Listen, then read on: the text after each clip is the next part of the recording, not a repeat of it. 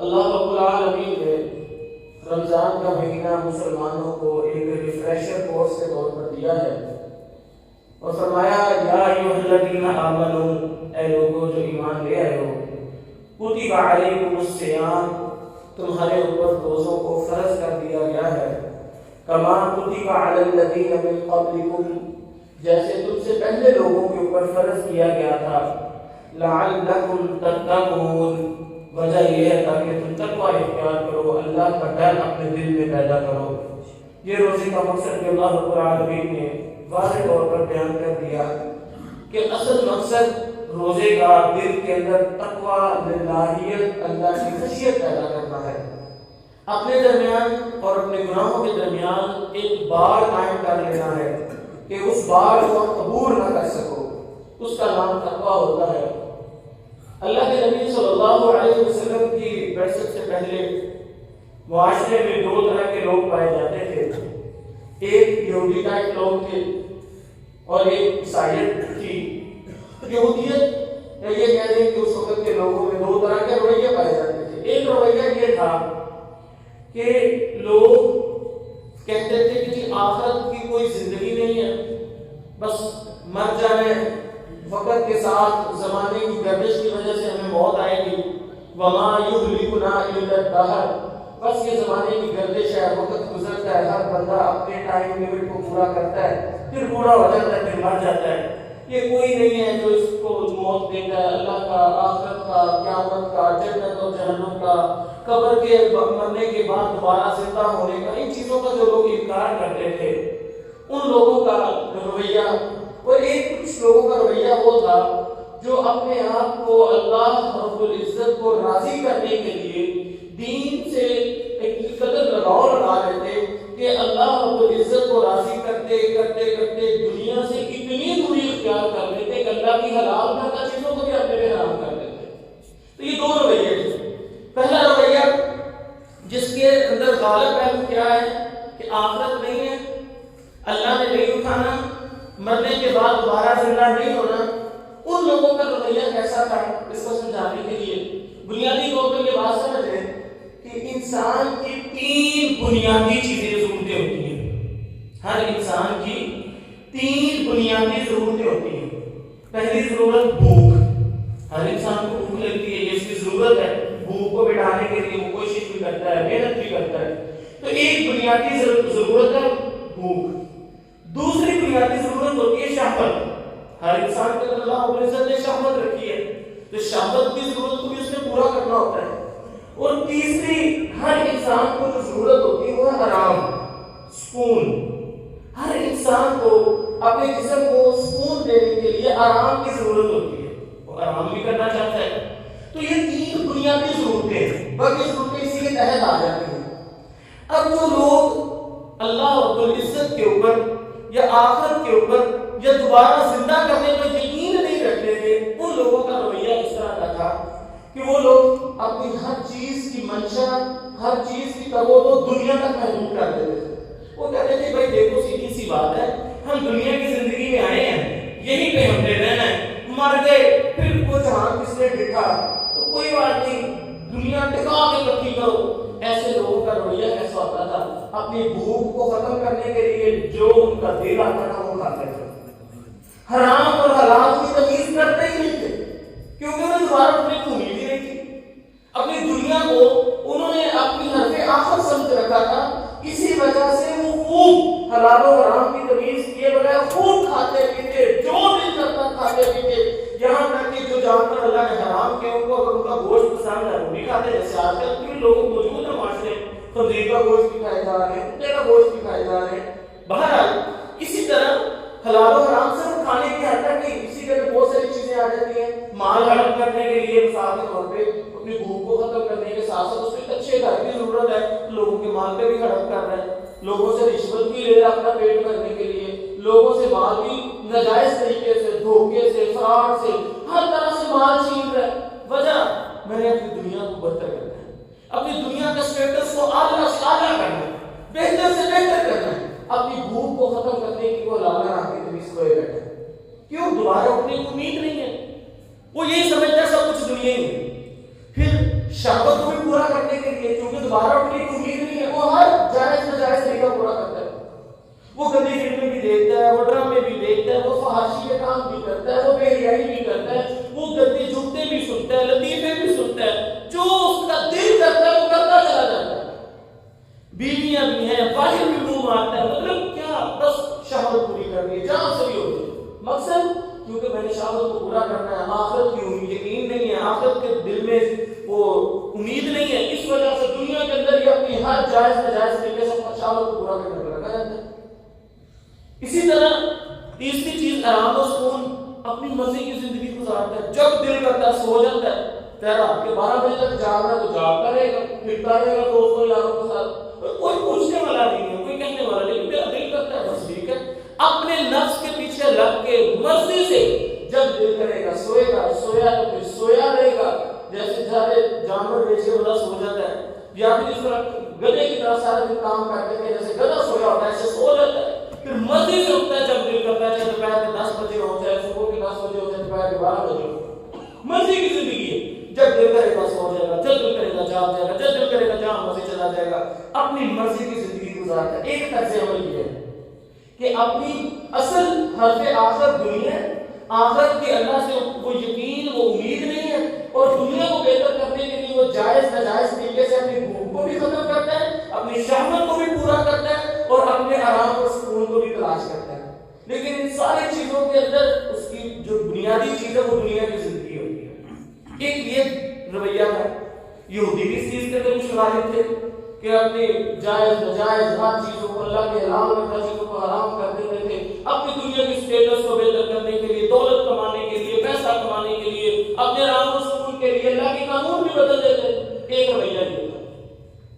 एक दूसरा रवैया था कि अल्लाह रब्बुल इज्जत से जन्नत की उम्मीद, और इस कदर ज्यादा उम्मीद अल्लाह को राजी करना है, दुनिया से इस कदर दूरी इख्तियार कर ली कि अल्लाह रब्बुल इज्जत की हलाल करता चीजों को भी अपने लिए हराम कर लिया। मिसाल के तौर पे बाज लोग समझते सूफी टाइप मसला जो लोग जंगलों में चले जाते हैं, हम चिल्ला काटने जा रहे हैं, अब वहां पर ना अच्छा खाना खाएंगे, दरख्त के पत्ते जड़ें हल्की फुल्की गज़ा खाएंगे, कमजोर हो जाएंगे। अच्छा, भूख के लिए उन्होंने अपने अल्लाह रब्बुल इज्जत ने जो हलाल चीजें की उनको भी हराम किया हुआ है।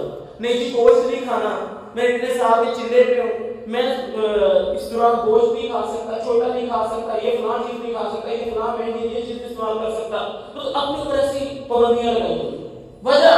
वजह राजी अल्लाह वही करना है, इसीलिए इतनी सख्त जिंदगी गुजार रहे हैं। शहवत पूरा करना है तो शहवत नहीं, शहवत के ऊपर भी बांध लेता है, नहीं कि मैंने शादी भी नहीं करनी, अब अल्लाह ने जायज तरीका रखा, नहीं कि शादी भी नहीं करनी, अपनी मर्जी से चला गया, ना शादी करता है ना किसी और काम की जाता है, कोई भी जायज तरीका इख्तियार नहीं करता। हालांकि अल्लाह रब्बुल इज्जत ने बीवी के अलावा नौनी का भी तरीका रखा है, बहरहाल अपनी शहवत को भी बांध देता है, और इसी तरह आराम और सुकून को भी तबाह बर्बाद कर देता है। लगा हुए इबादत एक टांग पे खड़े होगी, मैंने इतनी दफा ये पढ़ना है, दूसरी टांग पे खड़े होगी इतनी दफा ये पढ़ना है, मैंने उल्टा लटक के इतनी दफा ये पढ़ना है, मैंने सीधा इस तरह बैठ के ये पढ़ना है, सारी रात मैंने जागना है, मैंने ये करना है, मैंने वो करना है, मैंने इतना, ये सूफीज़्म के बड़े तरीके हैं, वो आप ज्यादा अपने डिटेल से पढ़ना चाहें तो पढ़ सकते हैं। अब अल्लाह रब्बुल इज्जत ने इन लोगों का भी तज़किरा किया, ये काम ईसाइयों में बहुत ज्यादा है, इसको रहबानियत कहते हैं, मुसलमानों के अंदर आज इसको सूफीज़्म कहते हैं, उस दौर में इसको रहबानियत कहा जाता है। तो अल्लाह रब्बुल इज्जत ने इनका तज़किरा करते हुए फरमाया सूरह अत-तहरीम के अंदर कि रहबानियत लिबतदऊहा मा कतबना अलैहिम, हमने इनके ऊपर नहीं फर्ज किया था रहबानियत को, इन्होंने खुद अपने ऊपर रहबानियत को फर्ज कर दिया था। रहबानियत लिबतदऊहा, इन्होंने इब्तिदा की है, खुद इब्तिदा की है, मैंने नहीं लिखा था, अपनी मर्जी से अल्लाह को राजी करने के लिए उन्होंने ये नए तरीके इख्तियार कर दिए। फिर अल्लाह रब्बुल इज्जत फरमाता है मा रऊहा हक्का रिआयतिहा, पहले अल्लाह को राजी करने के लिए इतने सख्त नए तरीके निकाले रहमानियत के, हालांकि मैंने इस पर फर्ज नहीं किया था, लेकिन मैंने तो छूट दी, चलो ठीक है करो, तो फमा रऊहा हक्का रिआयतिहा, फिर इन्होंने उसका हक भी अदा नहीं किया। क्यों? क्योंकि इंसान जब अपने ऊपर बंद बांध लेता है कितनी देर बर्दाश्त करेगा, फिर जब उसका बंद टूटेगा भूख का या शहवत का, तो फिर वो बड़े बड़े गलत काम करता है।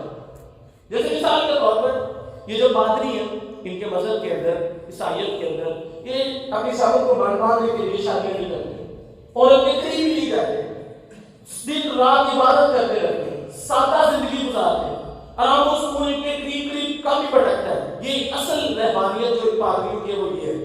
اسی لیے پادری اپنے آپ کو چرچ کے وقت کیے ہوتے ہیں، توبہ استغفار کرتے رہتے ہیں لوگوں کے لیے، شادیاں بھی کرتے ہیں۔ لیکن آپ غور کریں، آپ ریسرچ کریں، گوگل پہ سرچ کریں، سب سے زیادہ گند اور سب سے زیادہ فحاشی اور ریانی اور سب سے زیادہ غلط کاریاں یہی پادری چرچوں میں سسٹر کے ساتھ کراتے ہیں جو لوگ اپنی بیٹیاں چرچوں میں وقف کرتے ہیں۔ پھر کتنی کو دیر تم اپنی شہوت پہ باندھ ہو، پھر رحمانیت مہینہ 2 مہینے، سال 2 سال 10 سال، پھر جب بند ٹوٹے گا پھر تم ایسے گناہوں میں ملوث ہو جاؤ گے، پھر تم جائز طریقے کو بھی ناجائز کر دو۔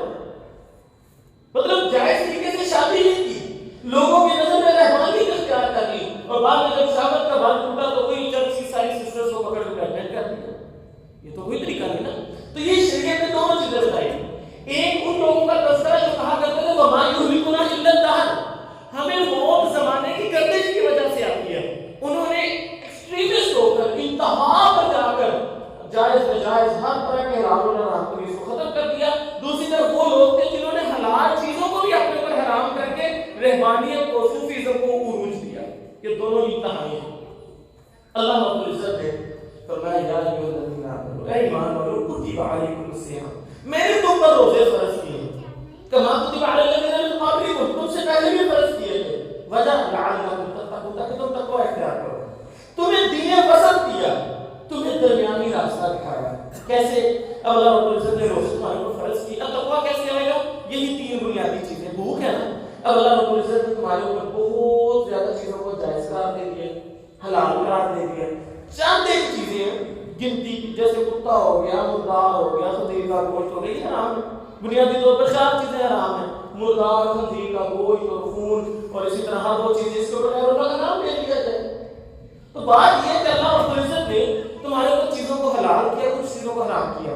اب اللہ نے روزہ دے دیا، اب روزے کے ذریعے تم نے صبح اٹھ کے روزہ رکھا، اب سارا دن تم نے بھوکا رہنا۔ جائز چیزوں کو بھی اپنے اوپر حرام کیا ہوا ہے، روٹی بھی نہیں کھا سکتے، جائز حلال چیزیں بھی نہیں کھا سکتے، پانی بھی نہیں پی سکتے، ایک خاص وقت تک، شام تک، تاکہ انسان اس مشق سے گزرے کہ اللہ رب العزت نے جب میرے اوپر کسی چیز کو حرام کیا تو وہ میرا رب ہے، اپنے رب کا کہنا مانتے ہوئے میں نے اپنے آپ کو حلال چیزوں سے بھی بچانا ہے اور ایک خاص وقت تک بچانا ہے۔ اور پھر ایک انسان جب روزے کی حالت میں ہوتا ہے، ماشاء اللہ آج کل اس چیز سے گزر رہے، سارا دن نہ بھی اللہ کو یاد کرے، نہ بھی ذکر و اذکار کرے، تو ہر وقت ایک دل میں خیال رہتا ہے میں نے روزہ رکھا ہوا ہے۔ بھوک لگتی ہے، بندے کے دل میں خیال رہتا ہے میں نے اپنے اللہ کو راضی کرنے کے لیے بھوک برداشت کر رہا ہوں۔ پیاس لگتی ہے، میں اپنے اللہ کو راضی کرنے کے لیے پیاس برداشت کر رہا ہوں۔ سارا دن کسی مشق میں گزرتا ہے، سارا دن اللہ کی یاد کے اندر گزرتا ہے۔ اللہ یہ میری بنیادی ضرورت کی بھوک صرف تجھے راضی کرنے کے لیے میں نے اپنے اوپر حرام کی ہوئی ہے۔ اب مغرب کا وقت ہوتا ہے، اللہ کی اجازت ملتی ہے، اب کھانا شروع کر۔ اللہ میں تجھے راضی کرنے کے لیے سارا دن بھوکا بھی رہا، پیاسا بھی رہا، اب تیرا حکم ہوا نا کہ افطاری کرو، جیسے سورج غروب ہو، اللہ میں کھانا بھی کھا رہا ہوں، پانی بھی پی رہا ہوں، اور اس دوران بھی میں اس چیز کا خیال رکھ رہا ہوں اللہ دیکھ میرے اپنے دسترخوان پہ کوئی حرام چیز نہیں رکھی، حلال چیزوں سے، حلال مشروب سے اپنی پیاس بجھا رہا ہوں، حلال کھانے سے اپنی بھوک ختم کر رہا ہوں۔ اب اسی طرح پورا مہینہ اسی مشق کے اندر گزرتا ہے۔ اب کیا انسان درمیان میں آ گیا، وہ انتہا بھی ختم ہو گئی، حلال اور حرام سب کھائی جا رہا ہے، اور یہ انتہا بھی ختم ہو گئی کہ حلال چیزیں اپنے اوپر حرام کر دی۔ اب آپ کو درمیان میں رکھ کے اللہ نے پورا مہینہ میں مشق کروا دی کہ لوگوں اس طرح زندگی گزارو، اللہ کا ڈر اپنے دل میں بٹھاؤ، تاکہ زندگی گزارنے کے بعد جب رمضان ختم بھی ہو جائے، جب بھی کوئی حرام کھانا سامنے آ جائے تو یہ مت سوچو، فوراً یہ دل میں خیال کرو یار میں اپنے اللہ کے خاطر پورا دن بھوکا رہا تھا، روزے کو پورا کرنے کے لیے میں پورا دن بھوکا رہا تھا، میرا کچھ نہیں بگڑا، آج اگر یہ میرے سامنے حرام چیز آ گئی تو مجھے اپنے آپ کو اس سے بچانا ہے، کوئی فرق نہیں پڑتا، اگر وقتی طور پہ بھوک لگی بھی ہے تو کوئی بات نہیں، تھوڑی دیر بعد بھوک ختم ہو جائے گی۔ جہاں میں سارا دن بھوکا پیاسا رہ کر یہ شہوت کھانے کا منہ کا ذائقہ چھوڑ دیتا تھا، ابھی چند لمحوں کا مزہ لینے کے لیے کیا ضرورت ہے میں حرام چیز کھاؤں؟ اس طرح اللہ رب العزت انسان کی ٹریننگ دیتا ہے. یہ ہے تقویٰ کہ اللہ کا ڈر دل میں ہے, حلال چیزوں کو استعمال کرنا اور حرام چیزوں سے بچے رہنا. اور اس کے بعد اسی طرح شہوت آ جاتی ہے. انسان نے صبح روزہ رکھا, شام تک اپنے آپ کو شہوت کے کاموں سے دور رکھنا ہے. اللہ یہ دیکھ میری جائز کی ہوئی ہے, اس کے ذریعے اپنی شہوت کو پورا کرنا تو نیکی کا کام ہے. وفی ضر احدکم صدقہ, لیکن اللہ تجھے راضی کرنے کے لیے, میں اپنے روزے کو پورا کرنے کے لیے اپنی بیوی کے قریب بھی نہیں جا رہا, کوئی ایسا کام نہیں کر رہا اپنی شہوت کو پورا کرنے کے لیے. اب صبح سے شام تک جب بھی دل میں یہ خیال آئے گا, شہوت آئے گی, فوراً وہ سوچے گا نہیں اللہ میں تجھے راضی کرنے کے لیے اس چیز سے دور ہوں. اب شام ہوئی, اللہ تعالیٰ نے حکومت ختم کر دی. اب شام کو بندہ بیوی کے پاس بھی جا سکتا ہے. باہر اسی طرح جب رمضان گزرتا ہے, اب زندگی کے اندر زندگی کے وقت گزارتے وقت کوئی سامنے کسی لڑکی پر نظر پڑ جائے, کسی فحاشی بیانی کی جگہ پہ نظر پڑ جائے, تو فوراً دل میں خیال آتا ہے نہیں یار میں سارا دن اس چیز کے بغیر رہا ہوں, پورا مہینہ میں نے گزارا, مسلسل سارا دن میں ان چیزوں سے دور رہتا تھا, کچھ بھی نہیں ہوا, آج نہیں کرتا. یہ چند لمحے کا مزہ لینے کی خاطر میں نے اپنی آخرت خراب نہیں کرنی. اپنی شہوت پر بند مان کر کنٹرول کرنا سیکھتا ہے. جیسے بھوک پر کنٹرول کرنا سیکھتا ہے روزے کے ذریعے, ایسے اپنی شہوت پر بھی کنٹرول کرنا سیکھتا ہے. تیسری بنیادی چیز ہے آرام و سکون. آرام و سکون حاصل کرنے کے لیے ایک طرف یہ انتہا تھی کہ مسجد سے سو رہا ہے, مسجد سے جاگ رہا ہے, کوئی پوچھنے والا نہیں. ایک طرف یہ انتہا تھی کہ جی ہر وقت اپنے آپ کو کھپایا ہوا ہے. ادھر ایک اللہ رب العزت نے طریقہ دیا, میرے بندے رات سونے تمہیں, رات ایک پہر تمہیں سونا بھی ہے, عبادت شوق اور رغبت سے کرنی ہے. اللہ کے نبی صلی اللہ علیہ وسلم نے فرمایا میرے صحابہ جب تم عبادت کرو شوق اور رغبت کے ساتھ کرو, جب تھکاوٹ محسوس کرو چھوڑ دو عبادت. مسجد میں آئے, ایک جگہ پہ رسی ٹانگی ہوئی تھی. کہا یہ کیا؟ کہا وہ مومنین یہاں پر نماز پڑھتی ہیں, جب تھک جاتی ہیں تو اپنے بالوں کو یا اپنے آپ کے ساتھ باندھ لیتی ہیں تاکہ نیند آئے اور گرنا اور لگی رہو عبادت کے. تو اللہ کے نبی صلی اللہ علیہ وسلم نے فرمایا اتار دو اس کو, اور فرمایا جب تم میں سے کسی کو نیند آئے تو نماز چھوڑ کر سو جائے. اللہ رب العزت تمہارے اوپر سختی کو برداشت پسند نہیں کرتا, وہ تو تمہارے اوپر آسانیاں پیدا کرنا چاہتا ہے. ایسی سختی اللہ کو پسند نہیں ہے. نیند آ رہی ہے سو جاؤ, شوق اور رغبت کے ساتھ جتنی عبادت کر سکتے ہو کرو, پھر پورا مہینے کی ٹریننگ دے. یہ رفتاری کی ہے, کھانا کھائے, نیند کی اس بڑا نیند کا غلبہ ہوتا ہے, لیکن نہیں اذان ہوتی ہے, پتہ ہے نہیں جستجو آرزو کے ساتھ نکلتا ہے, ایک تمنا لے کے نکلتا ہے کہ میں نے ایک لمبا قیام کر کے آنا ہے, پورا گھنٹہ میں نے تراویحیں پڑھنی ہے. اب وہ جاتا ہے, نماز پڑھتا ہے, رکوع کرتا ہے, سجدے کرتا ہے, پھر نفلی عبادت کرتا ہے, وہ درس دروس ہوتا ہے وہ بھی سنتا ہے. یہ کیا ہے؟ یہ آرام. اللہ مجھے نیند آ رہی تھی, اللہ میں سونا چاہتا تھا, کھانا کھایا اور بڑی نیند آ رہی, اللہ تجھے راضی کرنے کے لیے میں یہاں پر کھڑا ہوں, یہ عبادت کر رہا ہوں. اور عبادت بھی بڑی مختصر سی ہے, گھنٹہ اتنی دیر میں بندہ کھپتا بھی نہیں. اور اگر کبھی زیادہ نیند کا غلبہ آتے ٹھیک ہے چلے گئے سو گئے, تجر کے ٹائم اٹھ کے عبادت کر لیں. اللہ رب العزت نے منع کیا ہے, ایک بندہ سوری روز عبادت کرتا ہے, منع کیا اللہ تعالیٰ نے. ہاں جتنا آسانی سے رات کا تیسرا حصہ کر دو, آدھی رات کا, اس سے زیادہ نہیں. تمہارے جسم کا تم پر حق ہے, اس حق کو ادا کرو. تو اس طرح اللہ رب العزت نے ایک طریقہ دیا. پھر سو گئے, تراویحیں پڑھ کے جا کے سو گئے. اب تہجد کا ٹائم ہوا, اب اٹھنا ہے, سحری کھانا بھی پڑتا ہے. اب وہ سحری کے لیے اٹھے گا, بڑا مشکل ہوتا ہے اٹھنا, جو لوگ نہیں اس ٹائم اٹھتے بڑا مشکل, بیٹے اٹھاؤ تھک جاتے, بیٹے اٹھاؤ تھک جاتے. لیکن بندے کو پھر خیال آتا ہے نہیں یار میں اپنے اللہ کو راضی کرنے کے لیے اٹھوں گا. اب وہ اپنے نفس کو کچلتا ہے, اپنے آرام و سکون کو اپنے اللہ کی خاطر پر بات کرتا ہے, کہتا ہے اللہ بڑی نیند آ رہی تھی, دل نہیں کرتا اس کا چھوڑنے کو, تجھے راضی کرنے کے لیے میں اٹھا ہوں. تیری کہنے کے مطابق سحری کے وقت اللہ کیا کھانے کو دل کرتا, دل بھی نہیں کرتا اس ٹائم تو اللہ تجھے راضی کرنے کے لیے. تو یہ کہنا سحری میں برکت اپنے نبی کے ذریعے میں سحری کر رہا ہوں. اس طرح اپنے آرام و سکون کو بھی اللہ رب العزت کی منشا کے تابع لے کر سحری کھاتا ہے. پھر نیند آتی نہیں, اٹھتا ہے, مسجد میں آتا ہے, رکعتیں پڑھتا ہے, نماز پڑھتا ہے, پھر جاتا ہے. اللہ دیکھ کر اپنی نیند کو بھی تو تباہ و برباد کر کے تیری خاطر ایک پورا مہینہ ایک روٹین کے ساتھ ہم اللہ رب العزت کی منشا کی خاطر اپنے آرام و سکون کو لے جاتے ہیں. یہ ہے تقویٰ کہ دین انسان کی تین بنیادی ضرورتیں, بھوک, شہوت اور آرام و سکون. اللہ رب روزے کے ذریعے تمہیں یہ پریکٹس کروا رہا ہے کہ بھوک بھی اللہ رب العزت کے حکم کے تابع ہے, تم نے شہوت کو بھی پورا کرنا ہے اللہ کے حکم کے تابع رہ کر, اپنے آرام و سکون کو بھی اختیار کرنا ہے اللہ کے حکم کے تابع رہ کر. یہ ہے تقویٰ. زندگی میں کبھی حرام کاری آتے ہیں, تقویٰ اسی کو کہتے ہیں نا, اپنے درمیان اور گناہوں کے درمیان ایک بار کھڑی کر لینا، ایک خندق کھول لینا، ایک ایسا فاصلہ قائم کر لینا کہ آپ اس گناہ میں جا نہ سکو. یہ روزے کے ذریعے دیکھو آپ اللہ رب العزت آپ کی پریکٹس کروا رہے ہیں کہ زندگی میں بھوک کے حوالے سے، شہوت کے حوالے سے، آرام و سکون کے حوالے سے کبھی بھی کوئی بھی آزمائش سامنے آئے تمہیں بھٹکنا نہیں ہے، تمہیں اللہ کو یاد کرنا ہے. یہ ہے روزے کا مقصد میرے بھائیوں کہ یا ایھا الذین آمنوا کتب علیکم الصیام، اے لوگوں ایمان والو میں نے تم پہ روزے فرض کر دیے، تم سے پہلے لوگوں کو بھی فرض کیے تھے لعلکم تتقون، تاکہ تم تقوی اختیار کرو، اپنے آپ کو گناہوں سے بچانے والے بن جاؤ، اپنے آپ کو حرام چیزوں سے بچانے والے بن جاؤ، اپنے آپ کو ناجائز طریقے سے شہوت پورا کرنے والی چیزوں سے بچ جاؤ، اپنے آپ کو فضول طریقے سے اپنی مرضی سے سونے جاگنے والا نہیں بلکہ اللہ رب العزت کی مرضی کے مطابق اپنے حرام و سکون کو بنانے والے بن جاؤ. یہ طریقہ ہے. اچھا اللہ میں نے تقوی اختیار کر لیا، اب رمضان کا مہینہ ہے، میں اور زیادہ اپنے اللہ کو راضی کرنا چاہتا ہوں، تو طریقہ کار کیا ہے؟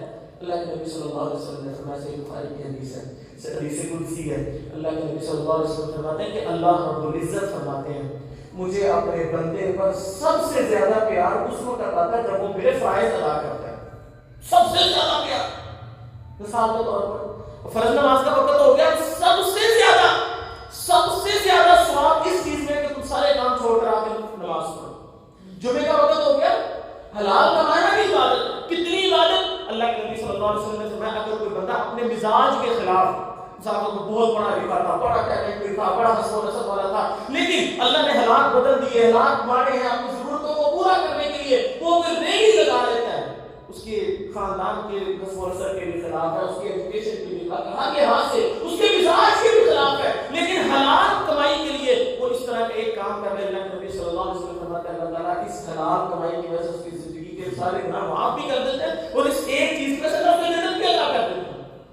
اگر کوئی بندہ اس طرح کا مزاج اختیار کر لے تو اللہ تعالیٰ کیا کرتے ہیں؟ اس کو اس عمل کے بدلے جنت عطا کر دیتے ہیں. یہ کوئی چھوٹا عمل ہے حلال کمائی، لیکن اب اذان ہو گئی، اب فرض نماز کا وقت ہو گیا، جمعے کا وقت ہو گیا، اب حلال کمانے سے زیادہ بڑا ثواب کا کام ہے کہ تم اس کام کو بند کرو اور مسجد میں آ کے جمعہ ادا کرو. پھر جا کے قرآن کھولو، اثر کا ٹائم ہو گیا، تم چاہے قرآن پڑھ رہے تھے، بہت بڑی عبادت ہے، چاہے درس دے رہے تھے، چاہے دو لوگوں کے درمیان صلح کروا رہے تھے، بڑی بڑی نیکی ہے، لیکن اب اذان ہو گئی. اب سب سے بہترین عبادت یہ ہے، سب سے بہترین چیز یہ ہے کہ تم سارے کام چھوڑ کر آ کے مسجد میں فرض نماز ادا کرو. رمضان کا مہینہ آ گیا، تم نے جو مرضی کام شروع کیا ہوا ہے، جو مرضی کام کرتے ہو، کنسٹرکشن کرتے ہو، مزدوری کرتے ہو، مستری کرتے ہو، جو بھی ہے، تھک جاتے ہو اپنے کام کم کر دو، وائنڈ اپ کر لو. لیکن رمضان کے اندر سب سے بہترین عبادت رمضان کے روزے رکھنا ہے. ایسے فرض زکات ادا کرنا، فرض حج کرنا، یہ سب سے بہترین عبادت ہے. اللہ رب العزت فرماتے ہیں مجھے اپنے بندے پر سب سے زیادہ پیار آتا ہی تب ہے جب وہ میرے فرائض کو ادا کرتا ہے. بڑا پیار آتا ہے.